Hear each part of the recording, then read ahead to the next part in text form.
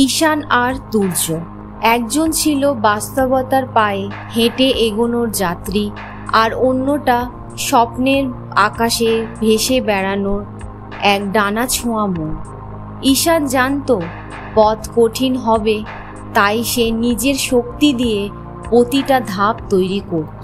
তার চোখে ছিল লক্ষ্য, মনে ছিল ধৈর্য, আর হাতে ছিল কাজ। তুর্য ছিল ঠিক তার উল্টো। মন ছুটত আকাশে, ভাবনায় আঁকত অগণিত ছবি, কিন্তু পায়ের নিচে মাটি ছিল না। তার কল্পনা ছিল বিশাল, কিন্তু বাস্তবতার ঠোকর খেতে খেতে সে হারিয়ে ফেলত নিজের গতি। তবুও এই দুই বিপরীত সত্তা একসঙ্গে চলত, কারণ বন্ধুত্বের পথে মিল খুঁজে নেয় ভিন্নতার মাঝে। একসাথে কেটেছে ছাত্র জীবনের প্রতিটি অধ্যায়, কিন্তু জীবনের কঠিন বাস্তবতায় এসে বন্ধুত্বের কাহিনী নিল ভিন্ন এক মোড়।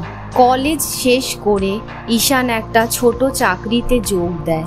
ছোট পদ, কিন্তু চোখে ছিল বড় স্বপ্ন। তাই চাকরির ব্যস্ততার মাঝেও নিজের স্বপ্নের ভিত গড়তে থাকলো নীরবে। অন্যদিকে তুর্য ছিল স্বপ্নের নায়ক। নিজেকে ভাবত ভবিষ্যতে চ্যাম্পিয়ন, জীবনের মঞ্চে এক অদৃশ্য বিজেতা। কিন্তু বাস্তবতার খেলায় সে কখনো পা রাখেনি। সে ছিল সেই খেলোয়াড় যে মাঠে নামে না, দাঁড়িয়ে থাকে সাইড লাইনে। চোখে জলজলে আশা, মনে অদ্ভুত আত্মবিশ্বাস, আর ঠোঁটে চিরচেনা বাক্য, একদিন বড় কিছু করব। সে অপেক্ষা করত সেই একদিনের, যেটা হয়তো ক্যালেন্ডারেও ছিল না। কিন্তু জীবন তো অপেক্ষা করে না। ঈশান শুরু করেছিল ছোট একটা ব্যবসা। পুঁজি অল্প, কিন্তু সাহস ছিল আকাশ ছোঁয়া। প্রতিদিন সূর্য ওঠার আগে ঘুম ভাঙত তার। রাত নামার পরেও কাজ থামতো না। প্রথম দিকে সাফল্য তাকে চিনতেই পারল না। বারবার দরজা বন্ধ হয়ে যেত মুখের ওপর। তবুও ঈশান থেমে থাকেনি। প্রচেষ্টা ছিল তার একমাত্র প্রতিজ্ঞা। আর তুর্য সময় হারাতে হারাতে হারিয়ে যাচ্ছিল নিজে। একের পর এক সুযোগ হাতছাড়া হচ্ছিল। প্রতিটা ব্যর্থতা যেন একটা পাথরের মতো চেপে ধরছিল বুকে। একদিন অন্ধকার বিকেলের এক ফাঁকে তুর্য হঠাৎ বলেই ফেলল ঈশানকে, তুই কেমন করে পারছিস রে? এতবার ধাক্কা খেয়েও দাঁড়িয়ে থাকিস কিভাবে? আমি তো নিজেকেই হারিয়ে ফেলছি ধীরে ধীরে। তোর তো দেখছি সব ঠিকঠাক চলছে, আর আমি যেন কোথাও দাঁড়াতে পারছি না। ঈশান চুপ করে তাকালো তুর্যর চোখে। তারপর শান্ত গলায় বলল, চলতে শুরু করেছিস কবে? শুধু ভাগ্যের দোহাই দিয়ে বসে থাকলে জীবন কিছু দেবে না তুর্য। তুর্য বলল, কিন্তু শুরুটা তো বুঝে উঠতে পারছি না। আমি কি করব, কোথা থেকে শুরু করব? ঈশান পকেট থেকে ভাঁজ করা একটা ছোট্ট কাগজ বের করল, তুর্যর দিকে বাড়িয়ে দিয়ে বলল, এটা নিজের কাছে রেখে দে। তুর্য কাগজটা খুলে দেখল, সেখানে বড় অক্ষরে লেখা, শুরুটা কর ছোট হলেও, পথ ঠিক তৈরি হয়ে যাবে। সেদিন তুর্য অনেকক্ষণ চুপচাপ বসেছিল। মাথার ভেতর ঈশানের কথাগুলো যেন বারবার ধাক্কা দিচ্ছিল। সত্যি তো, শুধু স্বপ্ন দেখে আর অপেক্ষা করে জীবন বদলায় না।